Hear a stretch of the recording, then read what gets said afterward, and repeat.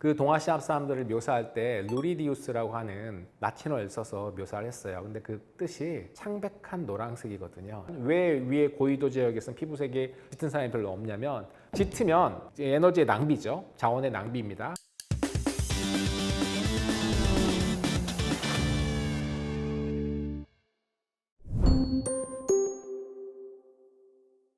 노란 피부, 황인이라고 표현하죠. 그거에 대해서 말이 많은데, 여러분 13세기에 몽고에 왔었던 마르코 폴로라고 하는 이탈리아 탐험가가 있습니다. 그 사람이 동방견문록이라고 하는 글을 썼는데요. 그 사람이 중국 사람들을 묘사할 때 백인이라고 묘사를 했습니다. 그때만 해도 피부가 하얗다라고 생각한 거죠. 아무래도 아프리카 이런 사람들에 비하면 상대적으로 많이 하얗기 때문에 백인이라도 묘사했고, 그 다음에 18세기 이쪽 아시아 쪽으로 온 일본 등지로 온 선교사들도 백인이라는 표현으로 보고를 했습니다. 근데 18세기 후반부터 여러 학자들에 의해서, 특히 이제 불교학의 아버지라 불리는 린네가 자연의 체계라고 하는 책을 썼거든요. 동물과 식물들의 어떤 분류 체계들도 나오는데요. 사람을 호모사피엔스라고 명명을 했습니다. 그 사람이 호모사피엔스라고 하는 것은 지혜로운 사람이라는 뜻을 가진 건데요. 이 호모사피엔스의 여러 변종들이 있다라고 얘기를 했습니다. 그래서 그 변종으로 4가지를 제시했는데요. 하나는 유럽 사람들이죠. 호모사피엔스 유로파이오스라고 불리는 그 변종을 제시했고, 하나는 아프리카 사람들 있으니까 호모사피엔스 아퍼라고 하는 그런 변종. 그 다음에 하나는 호모사피엔스 아메리카누스. 그 당시만 해도 이제 아메리카 대륙을 발견한 시대니까요. 그 사람들을 묘사했고, 마지막으로 호모사피엔스 아시아티쿠스. 그 동아시아 사람들을 묘사할 때 루리디우스라고 하는 라틴어를 써서 묘사를 했어요. 근데 그 뜻이 창백한 노란색이거든요. 창백한. 아주 센 노란은 아닌데 어쨌든 창백한 노란색이라는 표현을 써서 기술을 했습니다. 그래서 아마 그때부터 아시아 사람들을 노란색 피부를 가진 사람들로 묘사를 했고요. 그 뒤에 이제 독일 동물학자인 요한 프리드리 블루멘바흐라고 하는 학자가 아시아 사람들한테 몽골 색채를 입히기 시작했어요. 여러분 그 몽고 반점 들어보셨죠? 그 다음에 유럽 사람들, 미국 사람들이 아시아 사람들 놀릴 때 하는 이런 눈 있잖아요. 눈이 약간 끝이 찢어진 이런 모양. 지금은 그 표현을 안 쓰는데, 예전에 다운 증후군의 옛날 영어식 표현이 몽골리즘이에요. 몽고증이라 뭐 이렇게 몽골리즘이라는 표현을 썼는데요. 그런 표현들이 굉장히 좋지 않은 의미로 들리죠. 그러니까 몽고라고 하는 한때 유럽을 공격해가지고 유럽 사람들한테는 좋지 않은 이미지로 남아 있는데, 그런 사람들의 이미지를 거기다 더 씌웠습니다. 그 뒤로부터는 황인이라는 표현을 많이 썼어요. 황인종, 노란색 피부를 가진 이런 인종이다라는 얘기를 했죠. 원래 영어로 우리가 인종차별주의를 레이시즘이라고 하잖아요. 레이시즘. 그 레이시즘의 그 레이스가 인종이라는 뜻이거든요. 그런 어떤 뭐 황인, 그 다음에 흑인, 백인 이런 표현을 썼던 것 자체가 사실 백인의 관점이죠. 백인의 관점에서 봤을 때 자기들과 다른 사람들을 묘사한 거잖아요. 백인을 가장 우월한 위치에 놓고 피부색이 다른 인종들을 비하하거나 낮춰보는 그런 의미가 있다고 봐야 되겠죠. 19세기 되면서 중국인들이 자기들 본토에서 살기가 어려우니까 미국으로 이민도 많이 가고 전 세계적으로 다 갔어요. 유럽이라든지 미국이라든지 전 세계 어딜 가도 차이나타운 있잖아요. 갑자기 많은 중국인들이 이제 밀려오고 그러니까. 그리고 징기스칸 같은 몽골의 정복자들이 유럽을 공격한 그런 경험이 있어요. 그리고 그 전에는 훈족들이 공격을 해가지고, 사실 훈족의 후예가 우리가 알고 있는 헝가리죠. 그런 어떤 훈족과 몽골족, 그다음에 여러 기마 민족들이 유럽을 공격했던 그런 기억이 있기 때문에 사실 그 사람들은 황인에 대해서, 아시아인에 대해서 썩 좋지 않은 감정을 가지고 있었습니다. 그런데 중국 사람들이 계속 자기들 나라로 밀려오고 어떻게 보면 경쟁을 하는 것이죠. 같은 산업을 두고 경쟁을 하거나 같은 일자리를 두고 경쟁하는 그런 위치이기 때문에 그런 사람들에 대한 어떤 경계, 이런 부분도 굉장히 있을 거라고 생각합니다. 사실 우리가 노란색이라고 하면 그냥 색채에서 노란색, 그런 노란색 피부를 가진 사람은 없죠. 사실 실질적으로. 사실 이 피부색을 결정하는 것은 피부세포 안에 있는 멜라닌이라고 하는 색소에 의해 결정이 됩니다. 멜라닌은 많이 들어보셨을 거예요. 멜라닌 색소 때문에 우리의 머리카락 색깔이 이렇게 짙은 색을 띠고, 우리의 눈동자색, 그 다음에 우리 피부색을 이렇게 띠게 되는 것이거든요. 이런 어떤 멜라닌의 농도, 분포, 이런 것들이 각 지역별로 다르기 때문에 피부색을 어느 정도 좌우한다고 볼 수가 있습니다. 실제로 근데 우리가 아시안이라고 해도 열대지방에 사는 아시아인들, 예를 들어 동남아시아에 사시는 분들 같은 경우에는 뜨거운 햇빛, 자외선도 굉장히 많죠. 이 멜라닌의 원래 역할은 자외선을 흡수하는 겁니다. 그러니까 자외선을 흡수해서 세포의 기능을 파괴하는 그런 행위들을 막아주는 것, 그런 작용들을 막아줘서 우리 몸을 보호해주는 역할을 하게 됩니다. 그래서 이제 열대지방 사람들은 비교적 멜라닌 색소의 농도가 높아가지고 피부색이 짙어요. 반면에 이제 위로 올라가면, 위도가 올라가면 올라갈수록 사실 햇빛이 약해지죠. 자외선도 그만큼 약해지게 됩니다. 그런 곳에 사는 사람들 같은 경우에는 멜라닌 색소를 많이 갖고 있는 것보다는 적게 갖고 있는 게 훨씬 더 유리한 부분이 있습니다. 어떤 점에서 그러냐면 우리가 뼈를 튼튼하게 만드는 비타민이 있어요. 뭔지 아시겠어요? 예, 비타민 D입니다. 비타민 D가 있는데 이 비타민 D는 뼈뿐만 아니라 우리의 면역 활성화와도 굉장히 관련이 있기 때문에 매우 중요한 영양소거든요. 근데 지금은 우리가 비타민 D를 그냥 영양제처럼 먹을 수 있겠지만 가장 좋은 방법은 햇볕을 쬐는 거예요. 그런데 이제 저 위도가 높은 지역, 유럽의 저 위쪽 지역 같은 경우에는 사람들이 피부색이 굉장히 하얗잖아요. 그럼 그런 사람들 같은 경우에는 햇빛의 세기가 적기 때문에 그 안에 있는 자외선 양도 적어요. 그렇기 때문에 만약에 그 멜라닌이 두껍게 아주 높은 농도로 피부에 있으면, 즉 짙은 피부색을 띠게 된다면 그 자외선이 그 멜라닌 색소에 다 흡수돼 가지고 실제로 비타민 D를 합성하는데 문제가 생길 수 있습니다. 그래서 주로 고위도 지역에 사시는 분들은 피부에는 적은 멜라닌에 의해서 옅은 피부색을 갖고 있고 그 옅은 피부색 덕분에 태양 속에 들어있는 자외선을 이용해서 비타민 D를 합성할 수 있는 것이죠. 이런 어떤 것들이 복합적으로 작용해서 사실 열대지방은 짙은 피부색, 즉 열대지방의 피부색은 자외선으로부터 우리 몸을 보호하기 위한 것이고, 또 고위도 지역에 사는 극지방, 남극이나 북극 지역에 가면 갈수록 거기는 빛이 약해요. 그러니까 이제 자외선의 영향보다는 비타민 D를 더 많이 흡수하기 위해서 멜라닌 색소를 적게 갖고 있는 것이 훨씬 유리했을 겁니다. 그래서 이렇게 일종의 어떻게 보면 자연 선택으로 피부색의 분포를 설명할 수가 있어요.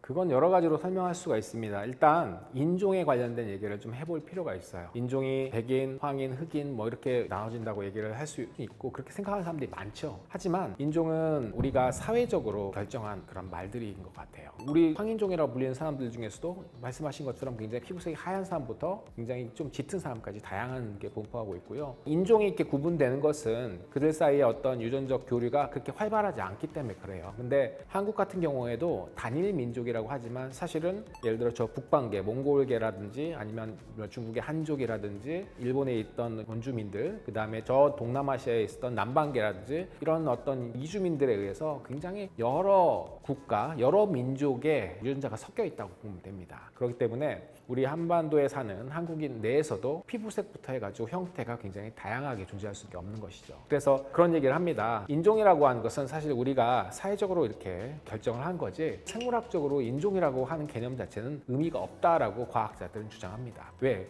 뭐 지금도 국제결혼 굉장히 활발하게 많이 하잖아요. 국제결혼을 하면서 그 백인들이 갖고 있던 유전자들이, 유럽 사람이 갖고 있던 유전자들이 우리나라 사람들 유전자 안으로 들어올 수도 있고요. 그렇기 때문에 순수하게 어떤 인종의 유전자를 유지한다는 것은 지금은 어려운 시대가 아닌가라는 생각이 들어요. 과거에도 그랬고요. 그건 좀 어려울 것 같긴 한데요. 왜냐하면 제가 한국 사람들도 저 열대지방에서 계속 살면 피부가 까매져요. 이건 유전적으로 그렇게 결정된 건 아니고 그 환경에 놓여지게 되면 멜라닌 색소를 합성하는 그 빈도가 굉장히 커지게 됩니다. 높아지게 되기 때문에 피부색이 굉장히 짙어지게 되는 것이죠. 그러니까 피부색은 우리 인류를 이룬 각 개체들이 자기에 놓여진 환경에 유전적으로도 이게 일부 결정되는 것도 있지만 환경적으로 결정되는 것들도 있기 때문에 꼭 전 세계 사람들이 동일한 피부색을 가질 수는 없다고 생각합니다.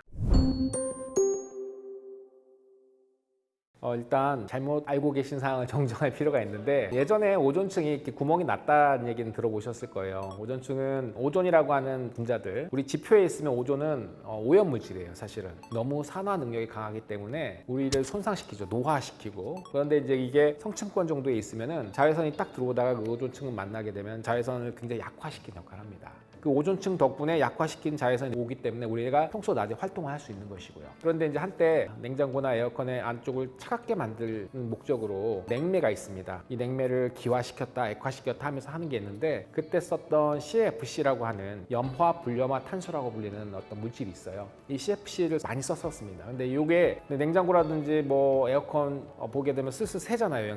냉매가. 그러면 얘가 하늘로 올라가요. 그러면 이제 오존층에 있는 오존을 이게 틀어뜨려 버려요. 분해시키기 때문에 거기가 좀 빵꾸가 나는데 그래서 옅어지거든. 그러면 그만큼 자외선이 많이 들어오겠죠. 근데 이제 여러분 그런 문제가 있어가지고 이제는 더 이상 CFC를 거의 쓰지 않습니다. 그런 다음부터는 다시 오존층이 다시 두꺼워지기 시작해서 현재는 오존층에 큰 문제가 없어요. 그냥 지구 온난화가 되면서 다만 덥게 느껴지는 것이죠. 굉장히 덥게 느껴지고 뭐 오존의 양은 그렇게 많지는 않습니다. 하지만 이제 그럼에도 불구하고 이런 햇볕이 굉장히 강하게 내려지는, 그러니까 지구가 이렇게 있으면은 지구의 적도 부분이 태양과 직접 맞닿아 있는 부분이기 때문에 적도 부분은 단위 면적당 햇빛의 양이 그만큼 더 많이 쏟아져요. 그러니까 햇빛의 양이 많다는 건 그만큼 그 안에 자외선도 많다는 뜻이죠. 거기에 사시는 분들 같은 경우에는 굉장히 자외선에 많이 피폭되기 때문에 짙은 피부색을 가진 사람들이 굉장히 유리합니다. 멜라닌 색소를 많이 만들 수 있는 유전자를 가진 사람이라고 하면은 거기서 더 생존하기 좋겠죠. 근데 이제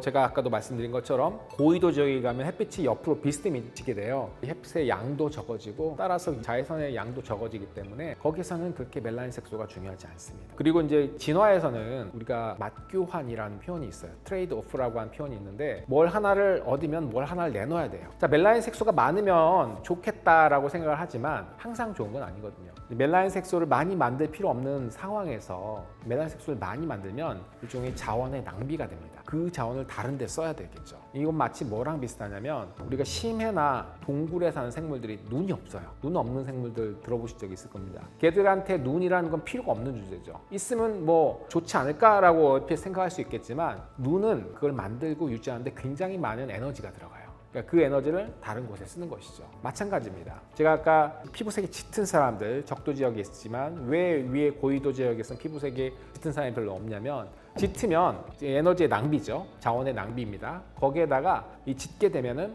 높은 지역에 사는 사람들 비타민 D 합성에 굉장히 불리하게 돼요. 여기에서는 유리했었는데 멜라닌 색소가 많은 게 적도 지방에서는 유리했었는데 저 높은 고위도 지방에서는 불리하게 되는 겁니다. 환경에 따라서 어떤 유전자가 더 좋고 그 생존에 더 유리하고 불리하고 이런 부분들이 차이가 납니다.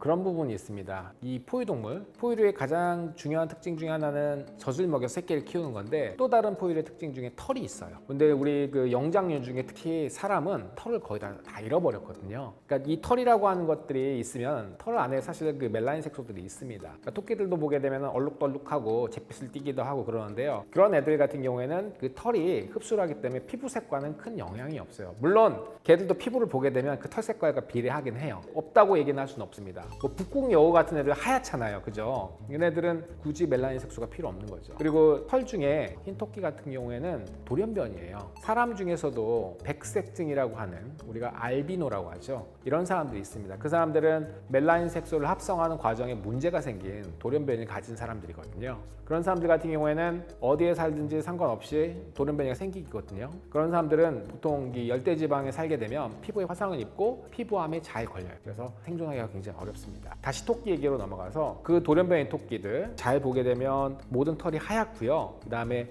이 눈동자를 보게 되면 눈동자가 빨갛습니다. 눈동자에 멜라닌 색소가 없기 때문에 멜라닌 색소가 없어서 혈관들이 그대로 다 노출돼서 빨간 거거든요. 실험용 생쥐도 마찬가지입니다. 걔들도 눈이 빨개요. 사람 같은 경우에는 백색증이 아주 심한 사람들은 거의 없는데 많이 심하다고 하면 눈동자가 빨개지겠죠. 그런 사람이라든지 그런 동물들은 다 돌연변이라고 생각하시면 되겠습니다. 우리가 동물원에서 보면 백호가 태어났다, 흰 코끼리가 태어났다 이러는데 전부 다 이 백색증의 돌연변이를 가진 애들입니다.